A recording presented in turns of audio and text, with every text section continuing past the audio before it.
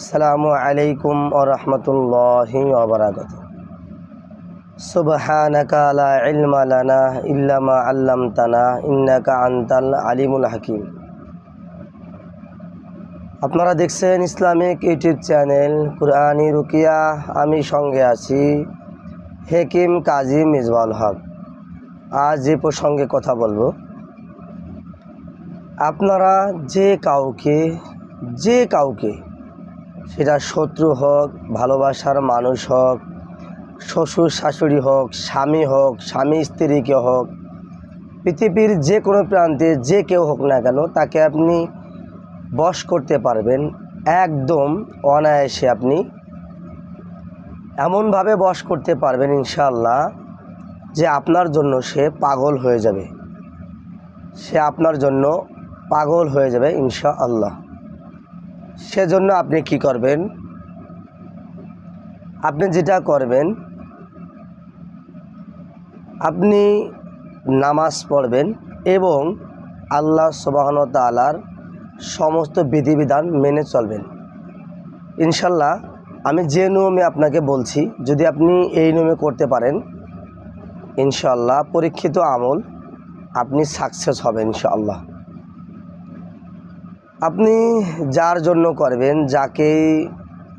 যার জন্য সে দূরে হোক, সে অথবা আপনার কাছে হোক, সে যে প্রান্তে থাক না কেন, আপনি তার জন্যই আমলটি করতে পারবেন ইনশাআল্লাহ। সেজন্য আপনি কি করবেন? ঈশার নামাজের পরে আপনি যখন রাত্রেবেলা শুইতে যাবেন, আমি সমস্ত আমলগুলো ঈশার নামাজের পরে দেই কেন, আপনি যখন আপনার দৈনন্দিন জীবনের যে কাজকর্ম সেগুলো আপনি কিন্তু করলে কর্মব্যস্ততার মাঝে আপনার জীবন কাটে, দিনে আপনি অনেক কর্মব্যস্ত থাকেন। সেজন্য আপনি যখন সমস্ত কাজ শেষ করে রাত্রেবেলা ঈশার সালাত আদায় করে শুইতে যাবেন, শোয়ার আগে কাজটা করে শুবেন, তখন আপনি আমলটি ধ্যানে এবং খেয়ালে এবং আপনি আমলের প্রতি মনোযোগী হয়ে আমলটি করতে পারবেন ইনশাল্লাহ। তার দরুন আপনি অবশ্যই ফল পাবেন। সেজন্য আমি ম্যাক্সিমাম আমল শোয়ার আগে ঈশার নামাজের পরে দিয়ে থাকি। আপনারা অবশ্যই ঈশার নামাজের পরেই করার চেষ্টা করবেন ইনশাআল্লাহ। তা আপনারা যেটা করবেন, সলাৎ 2 রাকাত, ঈশার নামাজের পর 2 রাকাত নফল সলাৎ আদায় করে নেবেন। নেওয়ার পরে আপনি যেটা করবেন, দুরুদে ইব্রাহিম পাঠ করবেন। আল্লাহুম্মা সাল্লি আলা মুহাম্মাদ ওয়া আলা আলি মুহাম্মাদ কামা সাল্লাইতা আলা ইব্রাহিম ওয়া আলা আলি ইব্রাহিম ইন্নাকা হামিদুম মাজিদ। আল্লাহুম্মা বারিক আলা মুহাম্মাদ ওয়া আলা আলি মুহাম্মাদ কামা বারাকতা আলা ইব্রাহিম ওয়া আলা আলি ইব্রাহিম ইন্নাকা হামিদুম মাজিদ। এই দুরুদে ইব্রাহিম 11 বার পাঠ করবেন। যারা দুরুদে ইব্রাহিম না পারেন তারা সাল্লাল্লাহু আলাইহি ওয়াসাল্লাম পাঠ করে নেবেন ইনশাআল্লাহ। তারপরে আপনারা যে দোয়াটা পাঠ করবেন, দোয়াটা হচ্ছে, আমি স্ক্রিনেও দোয়াটা দিয়ে দিচ্ছি এবং আমি যে স্ক্রিনে দিয়ে দিচ্ছি, যে গ্যাপ মাঝখানে দেখছেন, এই মাঝখানে যাকে আপনি বশ করবেন, সেটা যে হোক, তার নামটা উচ্চারণ করবেন ইনশাআল্লাহ। আল্লাহুম্মা জাল হাজার রজুলা ফি ইহদি। এই যে হাজার রজুলা এর মাঝখানে যে গ্যাপ অংশটুকু দেখতেছেন, ওখানে যাকে বশ করবেন তার নামটা দিয়ে দেবেন ইনশাআল্লাহ।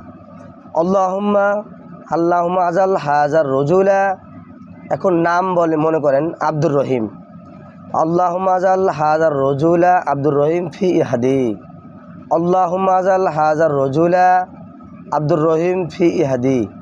এই যে আমি যে একটু গ্যাপ রেখে দিয়েছি লেখার মাঝখানে, এখানে ওই ব্যক্তির নাম লিখবেন, ওই ব্যক্তির নাম উচ্চারণ করবেন। এভাবে আপনি 99 বার উচ্চারণ করবেন। 99 বার উচ্চারণ করার পরে আপনি ওই লোকটার দিকে ধ্যান এবং খেয়াল রেখে কিন্তু আয়াতগুলো পাঠ করবেন এবং 99 বার পাঠ করার পরে আল্লাহ সুবহানাহু ওয়া তাআলার কাছে আপনি দোয়া করবেন ইনশাআল্লাহ।